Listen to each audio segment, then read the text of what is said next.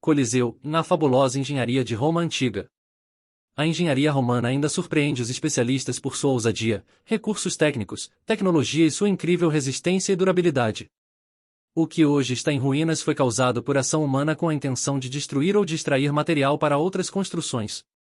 Anfiteatros, circos, termas, teatros, basílicas, templos, aquedutos, colunas e arcos triunfos, pontes e estradas eram obras públicas da engenharia que aliavam beleza e luxo à utilidade.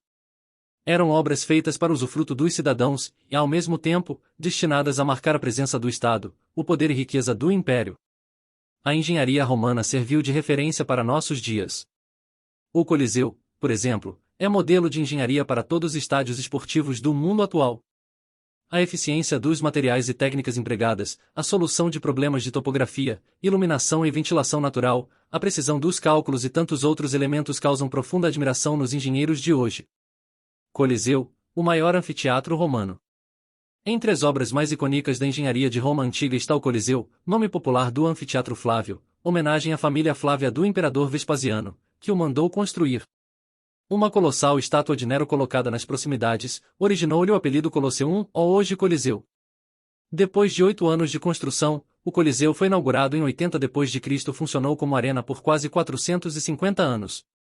Testemunho do alto nível da arquitetura romana na antiguidade, ele foi o maior anfiteatro do Império Romano.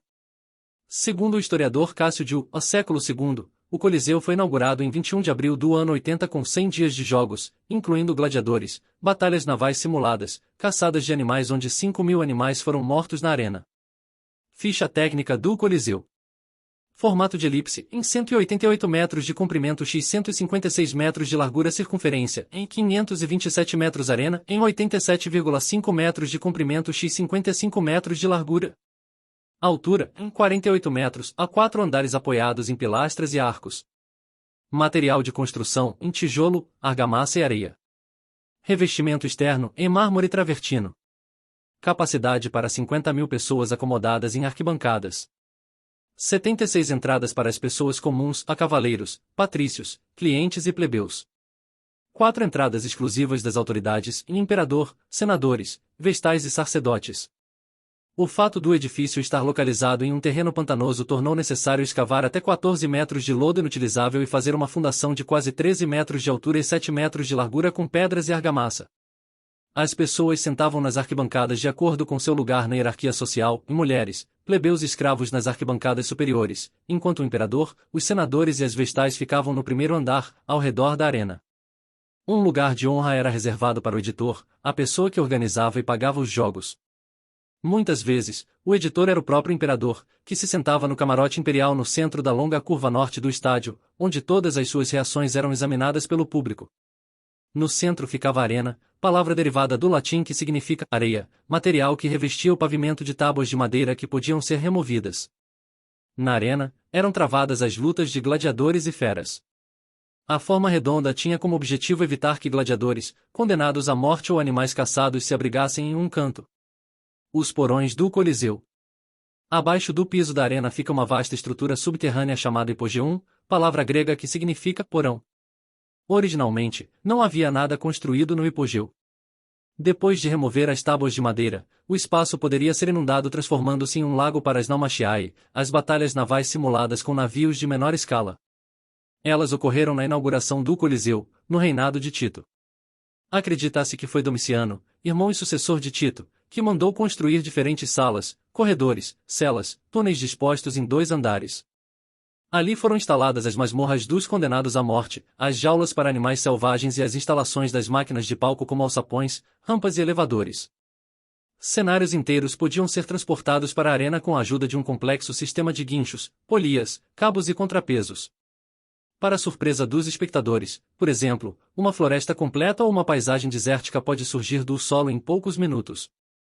Uma jaula com um urso, leopardo ou leão podia ser erguida e o animal entrava direto na arena.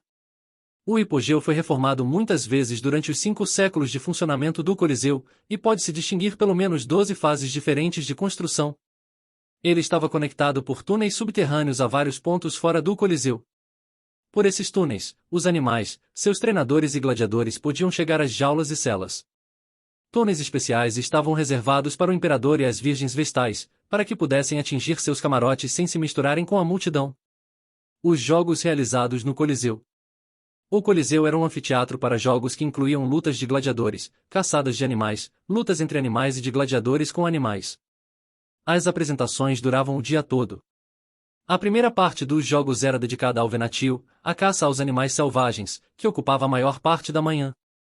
Animais de todo o império apareciam na arena em urso, leopardo, leão, elefante, girafa, rinoceronte, hipopótamo, veado, cabra selvagem, crocodilo, gnu, avestruz etc. Era preciso colocar anteparos nas arquibancadas para proteger os espectadores de possíveis saltos das feras. Dezenas de milhares de animais foram mortos no Coliseu. Para dar mais emoção, os animais eram lançados à arena de diferentes maneiras. Podiam surgir de repente vindos de baixo ou lançados ao ar. O caçador na arena não sabia onde o leão poderia aparecer, ou se 2 ou 3 leões poderiam surgir em vez de apenas um.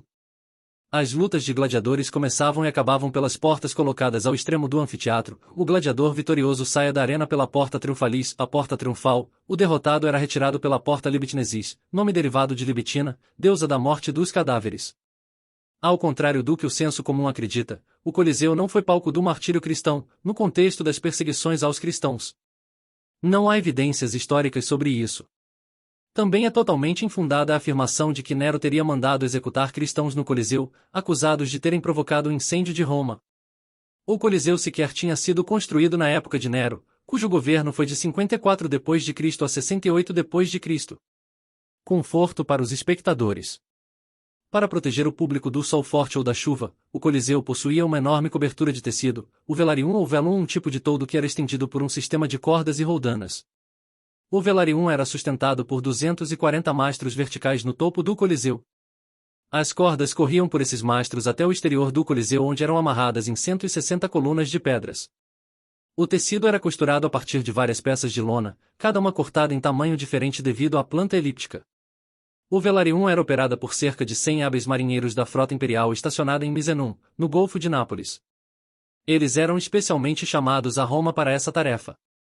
Com ventos fortes demais, o velarium tinha que ser rapidamente recolhido para evitar que a estrutura desmoronasse e colocasse o público em risco. Além do velarium, o público desfrutava também de esparciones, aspersão, névoa perfumada com bálsamo ou açafrão para se refrescar nos dias mais quentes.